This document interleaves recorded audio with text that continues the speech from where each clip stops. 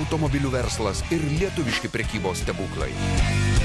Tiesa apie melą, kurį galima išmatuoti. Nerealios turgaus istorijos ir slapta tiesa apie auksinės pardavėjų rankas. Žurnalistinis tyrimas laidoje Auksarankiai netrukus.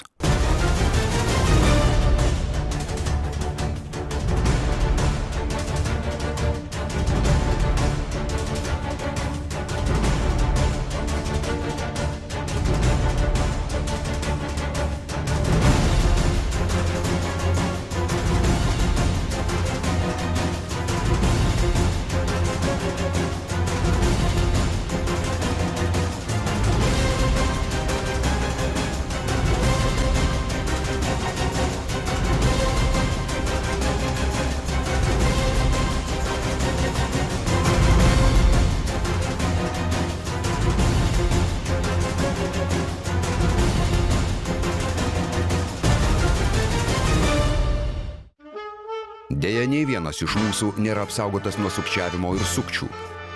Ilgapirščiai apgavikai ir įvairaus plauko nusikaltėliai tyko mūsų kiekviename žingsnyje ir yra įvaldę didelį arsenalą triukų bei machinacijų. Laidos kūrybinė grupė mėgins išvynioti šešėlinio pasaulio istorijas.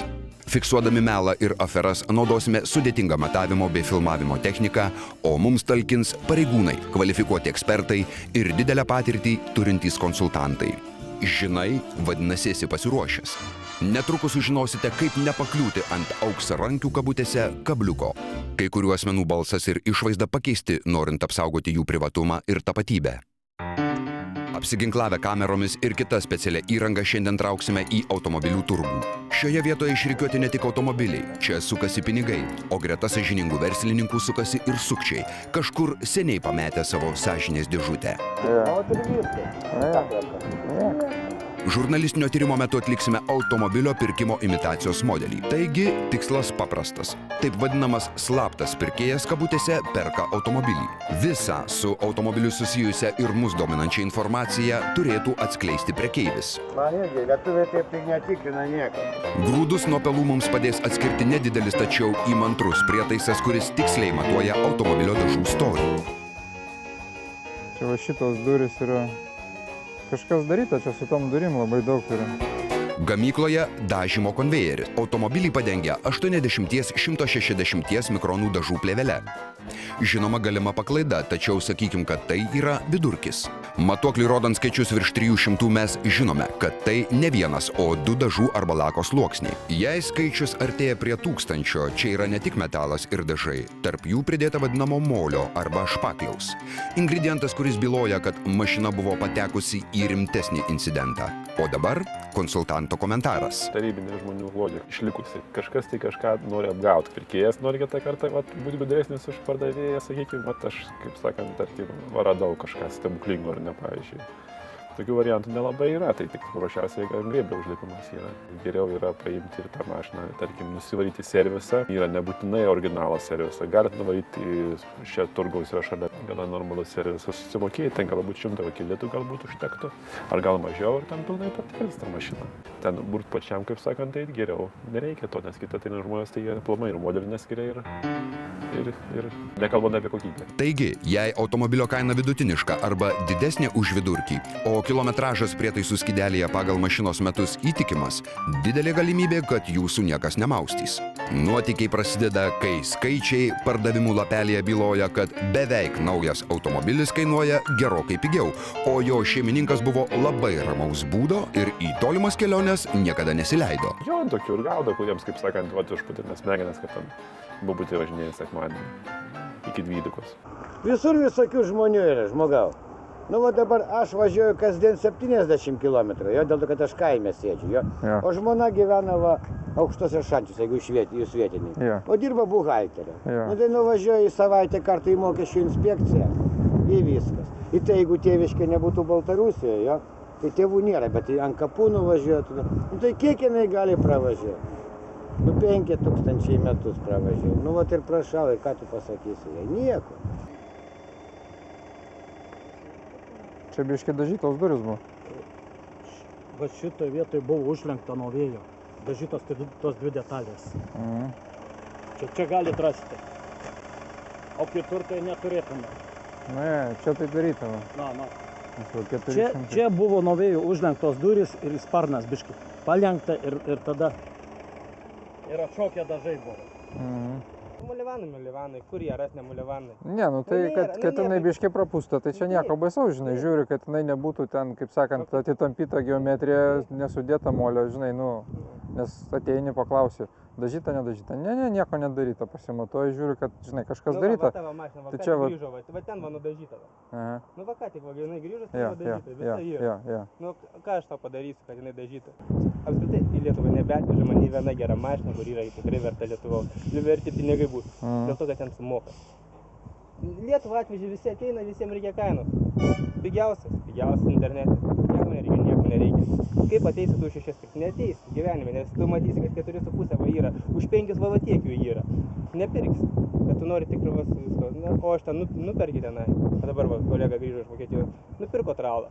Pusę tenai išpardavė. Sako, man ten liko daugiau negu aš čia būčiau atvežęs, suremontavęs, sumokėjęs tralai visam kitam. Sako, ką mums čia vežti? Nes, jau lietuviai visi nori, kad va, būtų ledas.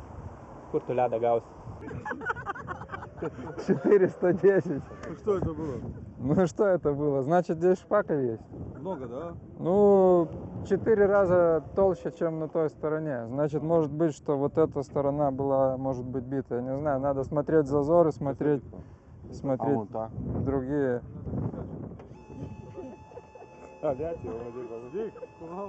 Хватит. Ну там, там начало было бито, значит. Да, вот тут было. Было, да? Да. Ну, тут новое крыло. Нормально. Там только перед у тебя. Да, пускай видно тут погоди. Перед у тебя только был немножко. Одно крыло. Ну, правильно показываю. Да, спасибо. Пожалуйста. Kaip matote, svečiai iš Kazachstano patenkinę savo smalsumą pripažino, kad mūsų prietaisas veikia nepriekaištingai. Mercedeso priekis tikrai buvo daužtas ir tvarkytas. Beje, dažnas pirkėjas iš Lenkijos kišenėje turi tokį prietaisą, todėl yra neblogai pasiruošęs rimto pirkinio procedūrai. Dabar pažiūrėkit. Kas labai aktualu. Vienas. Taip 9. Dr. Helmut Dieter Wolfgang. Vienas savininkas. Aš irgi nežinojau, tiesą pasakius, tokia mašina ir nežinojau. Tos sėdynės galima paslėpti. А и dugnas Jo, bet susislėpė. sirukas, sakau. Tai va, nupiešta Jo, bet apačioj. aš nemačiau. Aha. Priėjau, sakau, kodas, sakau, taip, sakau, blėko. Sėdynės dalis tokiais, sakau, kaip galima jį paslėpti. Nežinojau. Nupirkau ir nežinojau. Jo. Slepiasi gerai po šito. Ага. 2-3 года уже. И вы считаете, O kiek jinai prabėgus yra? пробег там оригинальный был ШМБ. Януша, сколько пробег? И в это самое, там сервисное все, Очень. обмана не может быть. O daužta buvo kokia nors ar nieko nežinai? Не было давно. Reikia parodyti. Nu. Galima užpoliruoti.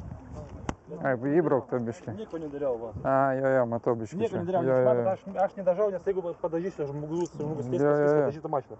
Netvarkau. Tegul žmogus pats. Ne, nes aš vat irgi žmonai sakau, vat ieškau, tai aš vat iš Lenkijos turiu pasiėmęs, žinai, Supratau. matuoklį, tai. Pažiūrėkit.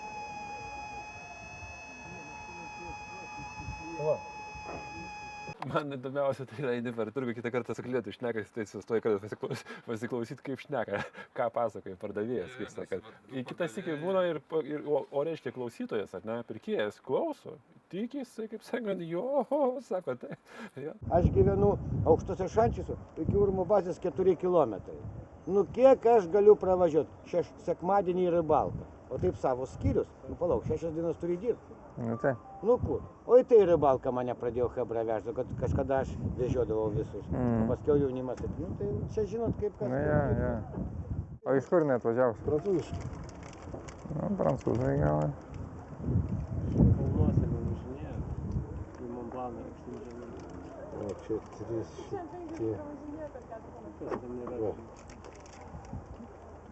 Ne, nu tai jeigu jinai yra miesto tipo mašinėlė, jeigu jūs su ją niekur nevažiuoja, jeigu ten nedidelė miestelė gyvenant, daleiskim ir važiuoju prie jam iš darbo į darbą, tai kiek tu su ją, pavyzdžiui, nu nežinau, kiek jūs važiuojate, bet mano žmona važiuoja nedaugiau 10 000 metus. Pažiūrim šičia. Čia va šitos durys yra. Automobilių verslas ir lietuviškos prekybos stebuklai. Tiesa apie melą, kurį galima išmatuoti. Žurnalistinis tyrimas laidoje Auksarankiai netrukus.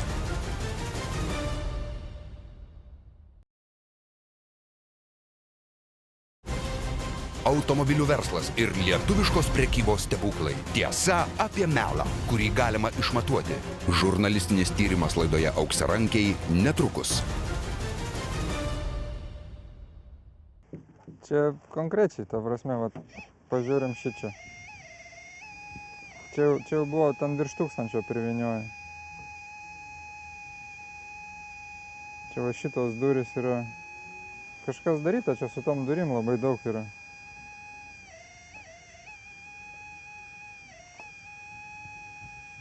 Galinės geros. Galinės geros, nes važiuok, dabar suskaičiuos ir bus ten koks 170. Pridedam prie priekinio. Pasižiūrėk. 300, 400, 5, 6. Čiagi ne plasmasė. Beveik 700. Tai čia jau špakliuota. Ir kuo žemiau, ten to labiau kažkas daryta buvo. Kita pusė. 90 mikronų. O nuo pusė buvo virš 600. Automobilio dažų storio testas tai tik viena detalė. Tyko ir kiti pavojai. Pramonė, kaip sakant, lengvas, vagių pramonė. Reikia žmonėm pigių mašinų, tai daro jas. Viena komanda tiekėjai Europai vagia mašinas, atvaro čia, jas čia išardo. O iš Amerikos atkeliauja, tarkim, X5 ar X6, sudegęs, pavyzdžiui, ne? Kainavo ten, tarkim, $10 000. Į tą kėbulą viskas sukelia, iš benzino jis tampa dizeliu. Ir paskui kažkas nusipirka ir kitam palei galą pirštas sakylai, kad kvailys, tu mokėjai 40, aš nupirkau už 35. Bet jis dar nežino, ką jis pirko, žino, kai registruoja, registrą iš karto išmuša, kad jis yra benzinas. Arba tokie variantai iškeliauja į Europą. Todėl gana naujos, brangios, prabangios mašinos. Įsigijus automobilį, tai yra pasirašius pirkimo pardavimo sutartį ir perdavus pinigus, jūsų gali laukti nemaloni staigmena. Regitroje gali paaiškėti, kad automobilis yra vogtas arba jo negalima registruoti, nes jis atvežtas iš Anglijos arba Jungtinių Amerikos valstijų ir jūsų pirkinys jau kurį laiką turėtų ilsėtis laužyne arba taip vadinamam šrote. Kai perku mašinas, tai perku aš pasiregistruotus. Pardavėjus kažkur. Ten yra ekspertizės aktai, viskas yra susekta. Ekspertai pataria, saugiau yra pirkti iš firmos ar juridinio asmens. Juos kur kas lengviau surasti, atsitikus tokiai situacijai. Šitą normaliai pusę. Čia skirtumas 110, o nuo pusėje 200.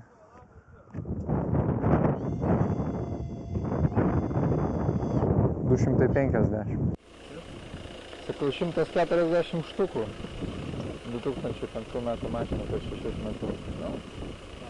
Panašiai galima. Nebuvo daužta šitą? Jau tu mane klausi, kad ir būtų, ką aš sakyčiau. Nu, aš nežinau, tai ar daryta ar nedaryta, kaip sakant. Klausim. Kad ir būtų daryta, negi aš tau sakyčiau. Tingis daryti. Arklį kažkada daryti. Šiaip gali ieškoti, tankai ėjo. Ne, tai aš turiu pasiėmęs, nes žmonai ieško mašiną. Tai perkant automobilių turguje, vis dėlto mes rekomenduojame jį tikrinti autorizuotame servise. Todėl mūsų servise yra tokia paslauga, mes net apie ją ir vadinam automobilio tikrinimas prieš perkant. Ta prasme, klientas perka automobilį, mes jį tikrinam. Tikrinimo kaina mūsų servise yra 100 litų. Į tą sumą įeina vizuali automobilio apžiūra plus kompiuterinė diagnostika. Tai kompiuterinės diagnostikos metu mes patikriname visą automobilio elektroninę sistemą, pažiūrime automatinį greičių dėžę, patikriname, ar tai tikra rida yra. Vizualios apžiūros metu mes tikrinam automobilio bendrą stovį. Tai įeina kėbulas, važiuoklė, stabdžiai, techniniai skysčiai, ir kitos sistemos. Ir dažnai klientai būna labai patenkinti, kad jie vis dėlto nepagalėjo tų 100 litų ir atvyko į mūsų servisą patikrinti savo automobilį. Turgaus patirtis byloja, kad geriau neskubėti, nuodugniai apžiūrėti automobilio išorę, siūles, durų ir kitų detalių tarpus, stiklus bei kitas detales, patikrinti automobilio identifikacinį numerį arba nuvežti automobilį patikrai tiesiogiai į perkamo automobilio gamintojų atstovų servisą. Perdažytos durys. 250. 290. 240.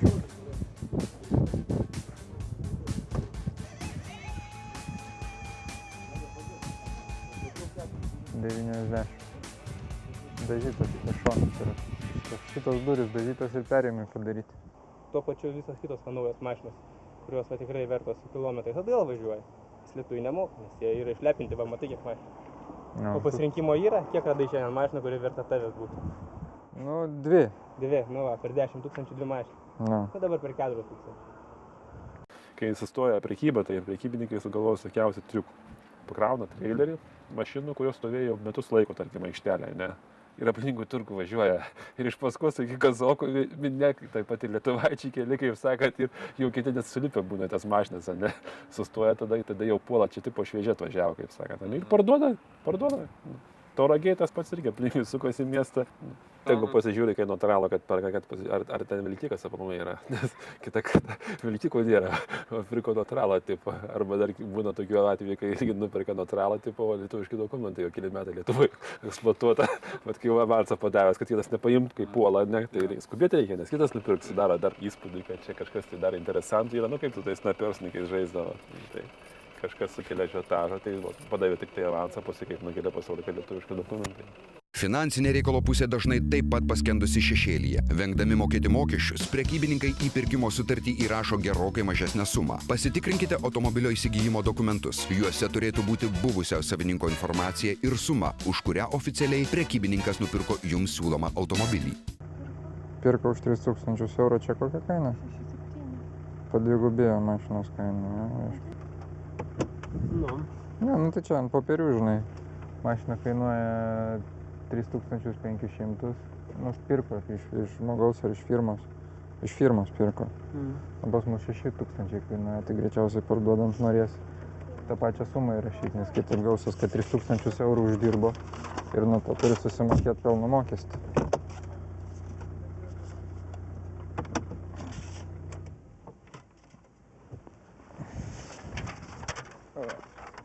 Reikia dėl kainos pakalbėti, kiek rašytų jie realiai.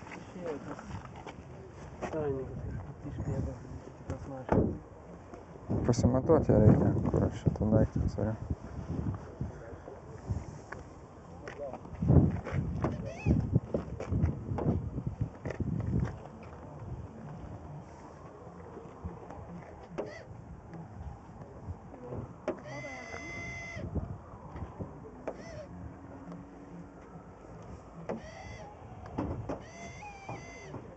Čia kažkas biškį dažyta buvo. O.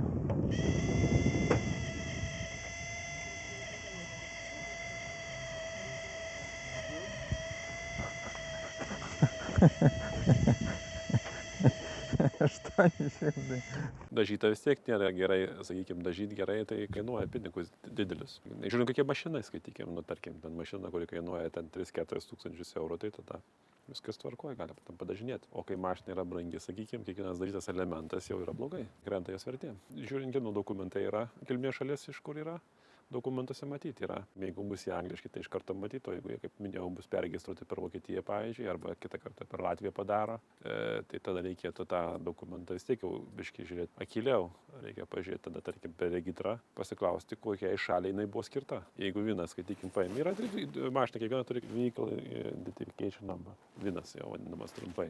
Tai jį faktiškai turinti, pasitikrinti servise. Perki mašiną, jinai turi savo viną, dabar Europos bazė yra beveik bendra, beveik visų automobilių, ten, na, tarkim, gal prancūzus gal mažiau mato, bet mato irgi taip pat prancūzus. Istoriją aš turiu menyje servise.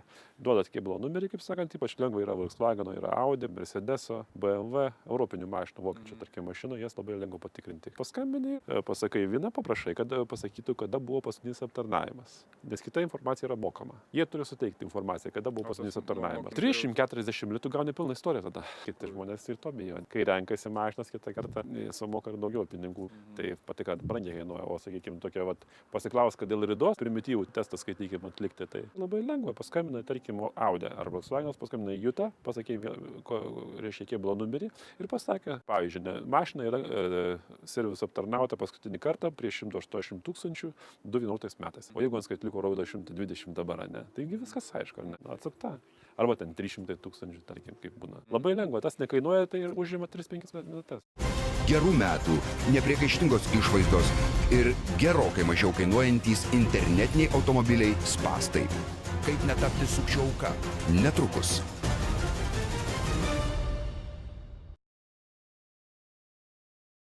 Gerų metų, nepriekaištingos išvaizdos ir gerokai mažiau kainuojantys internetiniai automobiliai spąstai.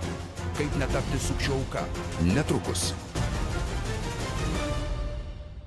Atsiverčia vokišką puslapį, pirmos 5 pozicijos, kokių X5, tai bus pačios pigiausios. pačios pigiausios, bet tenai Kaip siurprizas. ir pirmas 5 reikia mažiausiai, kaip sakant, bet mes, nes ten bus, aišku, arabiškos pavardės, turkiškos. Jeigu ten, tarkim, Vokietijos tinklapyje kainuoja, tarkim, 20 000 eurų, čia Lietuvoje tai nėra ją už 14 eurų, tai automatiškai turi būti įtarimas, ar ne? Arba reda tada, arba jinai yra gaminta. Toks skirtumas negali būti.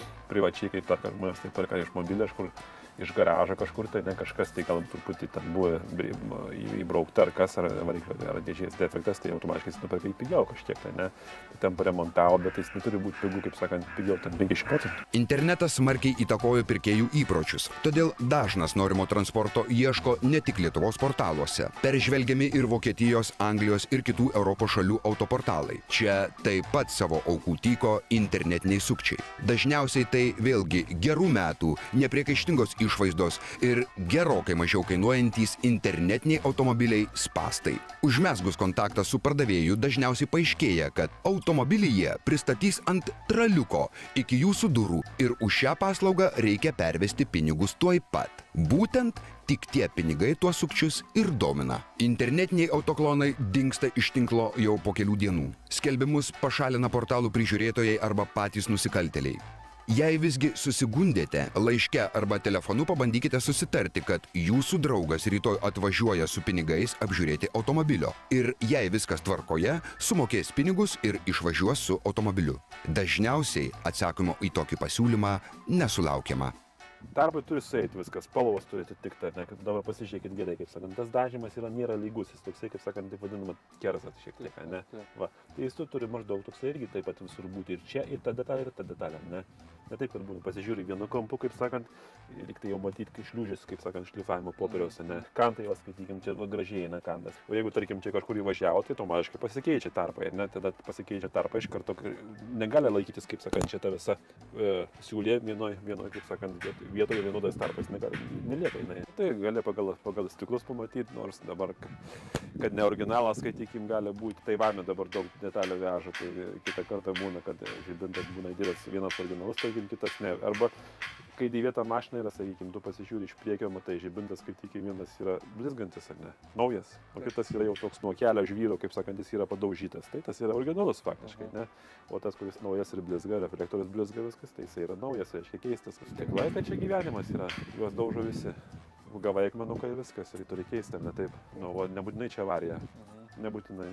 Stiklą dažnai, tarkim, šoninius stiklus dažnai vagis daužo, skaitykim, kiti būna mašina aplinkui prieini, visus stiklai 8 metai, pavyzdžiui, o kitas stiklas, žiūrėk, jau naujas dėtas yra. Kitur žibintus reikia keisti, pavyzdžiui. Jeigu raudonė, tai jau turbūt ir nepakeisi. Nes raudonė tai būna paprastai pas tikrus amerikonus jau, tarkim, dalakas arba dar kas nors. Mūsų rinkoje europiniai nėra jų, tai automatiškai nėra geltono posūkio. O ten stabdžiai, skaitykim, dar kol kas nesikamina. Amerikoje yra ribotas greitis, Vokietijoje gali, kaip sakant, važiuoti neribotų greičių, tai automatiškai stabdžių yra ir sistema galingesnė. didesnė. Žiemą labai gerai yra tikrinti variklį, jeigu dyzelį susikuria iškart tvarkoja. Na, jeigu pardavėjas sėdi, kaip sakant, nu čia tai va, pavyzdžiui, 30 mašinų, tai neprisėdėsi visuose. Atėjai, skaitykim, šviežias klientas atėjo prie mašinos, skaitykim, jeigu baterija gerai, paukštukai, viskas tvarkoja, kompresija gera, ne. Tai tada be problemų užsikuria, o jeigu jau kompresija yra prasta, skaitykime mane, tai jau reikia tada pasukti. Arba, tarkim, pašildymo žvakas neveikia tada. Irgi reikia pasukti gerai, kad užsivestų. Į Lietuvą šiai dienai panašu, kad Prancūzija yra tikėję didžiausiai yra šiai dienai. Kokybės kainos santykis, kaip sakant, teigiamesnis. Pas mane itališkų mašinų yra tikrai šaunios mašinos, super. Tuaregas, sakykime, tai kaip nauja. Yra mažesnės tokios mašinos, ten apsistumdo. Bamperiai būna, kaip sakant, arba ten šonai būna, kaip sakant, balnuoti. Veidrodėliai būna suskilę. Kartais euros prasilenkimai gana greitai, faktiškai visų būna veidrodėliai nubrozdinti. Visą laiką yra paprasta logika, kaip sakant. Jeigu mašina mažai bėgusi ir jinai padaužta, tai aišku geriau ją pirkti tokią, negu ten, pavyzdžiui, kaip sakant, promatavusi 200-300 tūkstančių ir ten jau jinai virš tom kiaušinės dėti tinkama.